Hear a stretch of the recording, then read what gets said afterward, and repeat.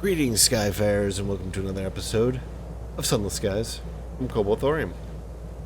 And in this episode, we're still exploring Worlbury-Juxta-Mare. I accidentally paid for another ticket in, so we're going in here. We're going to do a finely tailored coat.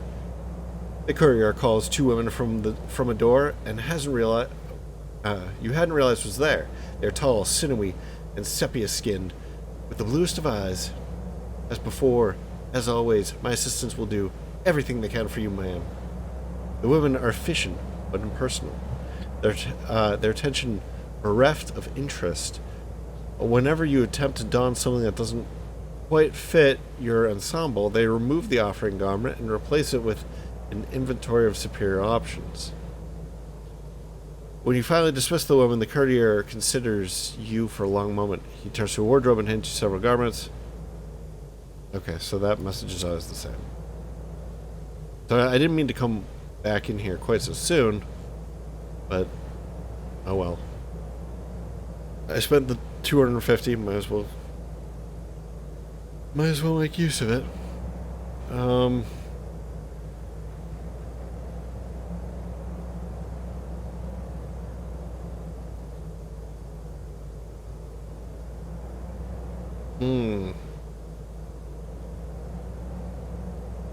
Let's do the off-season. It bleeds from your teeth, the story that grants you passage, guilt-rinded and sour.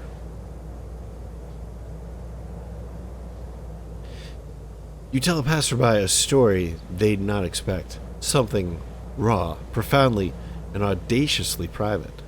They gasp and the air jumps. Irises into a door like a wicker tunnel strung with fairy lights. You dash through and the air feels membranous, stinks of burning wire. It is a wall of mucus 2 feet thick, disgusting, and it calls your eyes in oil-slick rainbows. What is going on here?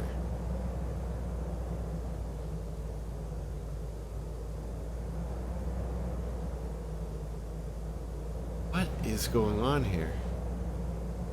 Worlbury-Juxta-Mare has become a corpse. The rundown bones of its forgotten attractions swarm with bedraggled men and women, all armed with cleaning equipment. This is where the workers of Worlbury live and labor. Wait, this is where the workers of Worlbury live and live and labor. Okay, to create the gaudy frontage seen by tourists. The beach is now a decaying mess, visited only by cultists who attend the chapel there. To linger here, you'll need to work. The labor is poorly paid. Take other workers' jobs too often, and they'll firmly encourage you to depart.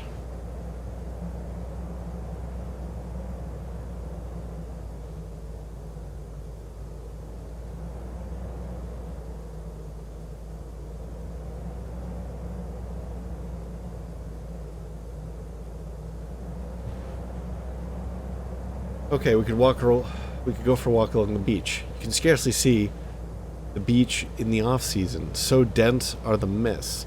Beneath your feet, something crunches and cracks. We can assist with shoveling. You'd always understood that donkey excrement has to go somewhere. Apparently that place is here. Oh, so we're in like another dimension, just slightly separate, and so when the donkeys are throwing up or pooping, we sort of open a rift in space-time and scoop it up and bring it into the other space-time world.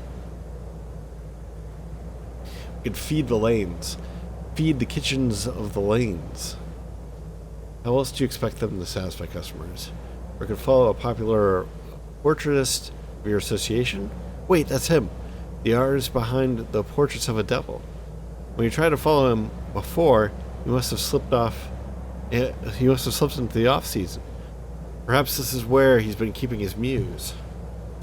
Or it could go back to the touristy part of Worlbury. You must exchange your ministry permit for one stamped with the toy maker's mark. and sumptuous but mismatched attire, or could leave the off-season for the dock. You have run out of things to do. Best to leave before you cause any aggravations. You will have to queue, trade, or pay to re-enter the off-season or Worlbury-Juxta-Mare. God, this is a lot.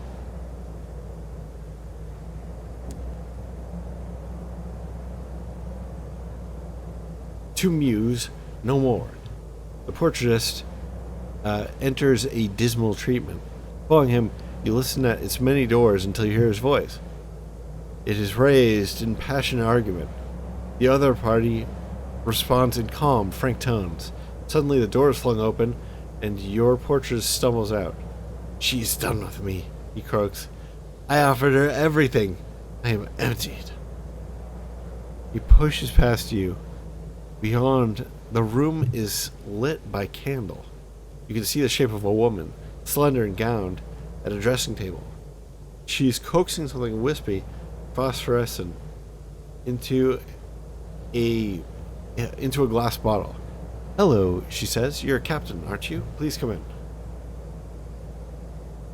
We have a salon student secret. Whoa, what is that? She lights another candle, and its light shines on her patchwork face. Her mouth, and its polite smile, occupies the space where an eye should be. Her nose, prettily pointed, protrudes from one cheek.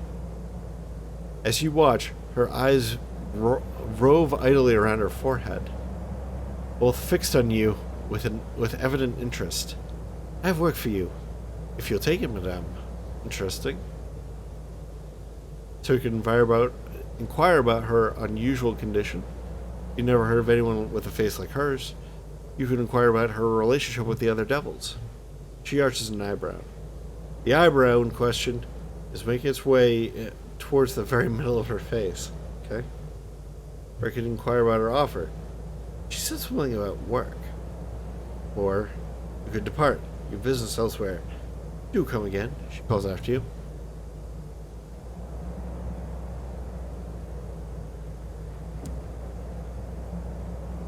Answers. How direct. You must be rewarded.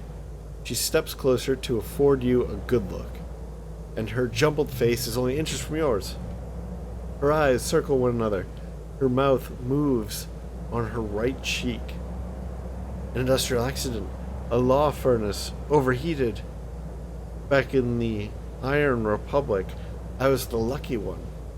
Many others suffered more drastic and occasionally liquefying consequences. No, it does not hurt, though eating soup remains a challenge.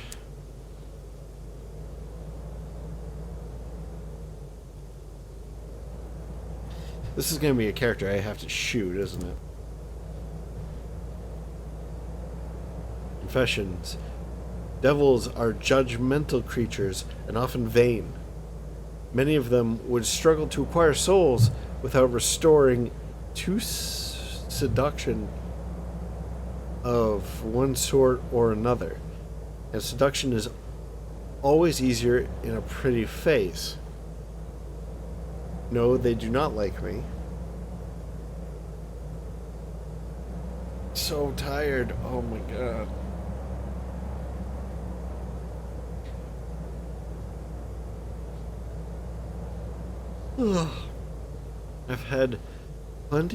I've had enough books of being looked. Oh my god. I'm like seeing across that. I've had enough of being looked on with disgust by devils and with reverence by lunatics. It is tiring. I wish to go somewhere where I won't be looked at all.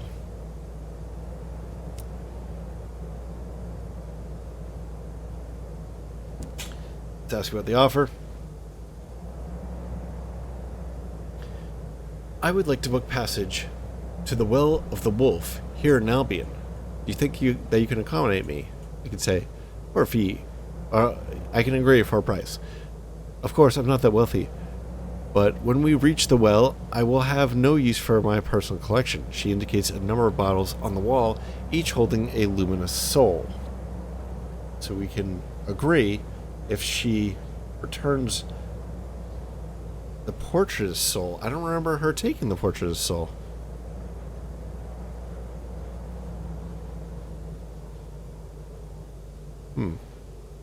Is that just why he always paints her? She seems surprised. Are you sure? I didn't even want it, really. But he offered, and old habits rather got the better of me. Well, this one seems the most questy.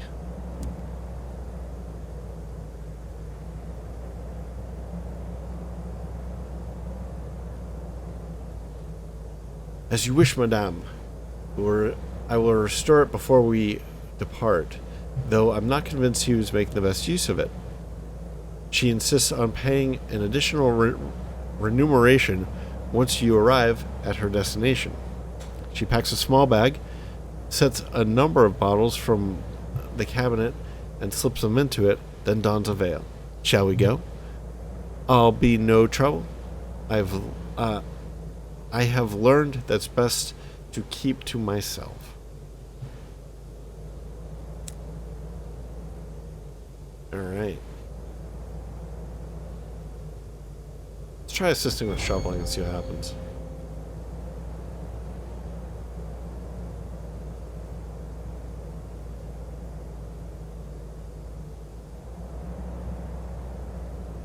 Sorry, I had to burp.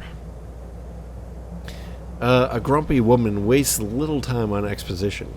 She passes you a shovel, a few words of advice, and jabs a gloved finger at a seething mound beside you. Try not to breathe deeply. Over the course of the next few hours, you discover two things. First is that donkey feces, once it starts burning, smells curiously like tea. Ugh. The second is that it occasionally fruits malformed viscera. The occasional eyeball or sex.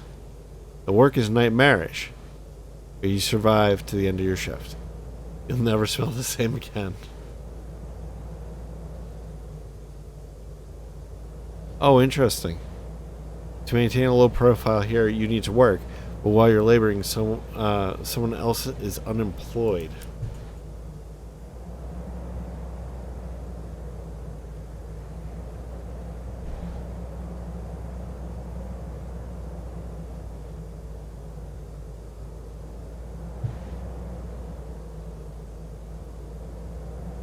We could do the feed the lanes. See what that does. Wow, we're doing a lot of good rolls. Transformed filth to fine dining? Oh, really? The act of feeding the lanes is actually quite menial. Once you become accustomed to the mucus slick ducts, the way they tendril across your hands in pursuit of victuals, it really becomes quite boring. In one end and presumably out the other. Huh.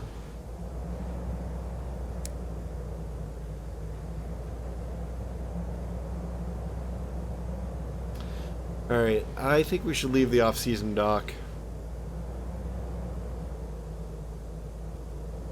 Oh no, we want to go the touristy part. Wait, did that cost me something?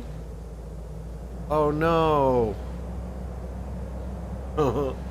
We're back. Oh my god. The permanent is oxblood wax and gold leaf. Vellum as sleek as the cheek of a newborn babe. And the clothes that you're given are beautiful, but nothing like the courtier it offered. A madness of cuts and fashions. You're sent through the gate, and this way around. It feels like salt on your skin, like sandpaper paring to your bone, like desert air, like first heartbreaks, like last goodbyes. You emerge on the other side, smelling faintly of cigarettes and steak pie. Okay, so the off-season is an interesting place.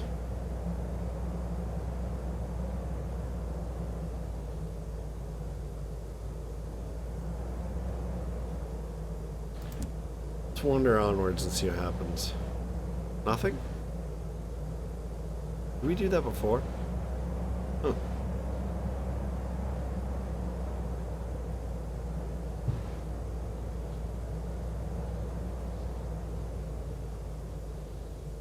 Let's try once more.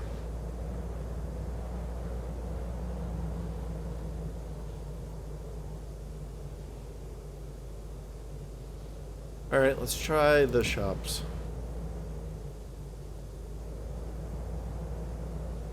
Wow, we went down 3.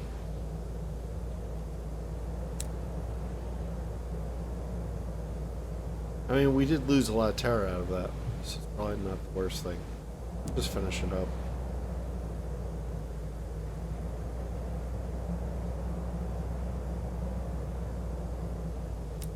Alright. Wait, shouldn't that be all of it? We still have one. By the beach. Well, what is this? This is a beach. Of course it is a beach. What, yeah, we've read that before. Wonder what makes the jaunt so disconcerting.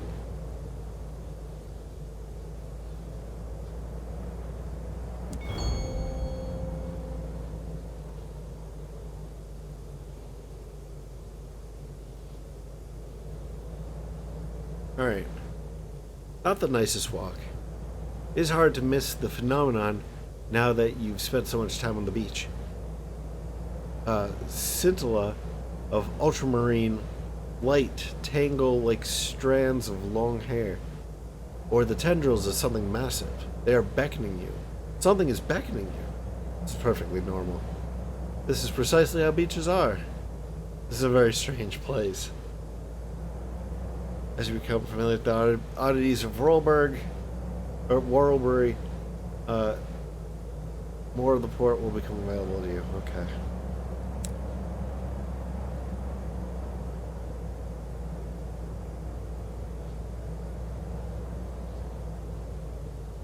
Alright.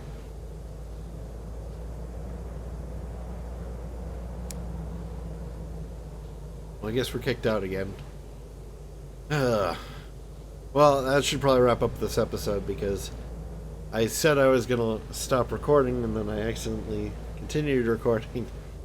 So, now I'm really going to go to bed now. So, thank you very much for joining me. I hope that you enjoyed this. And if you have, please like, maybe comment, maybe subscribe.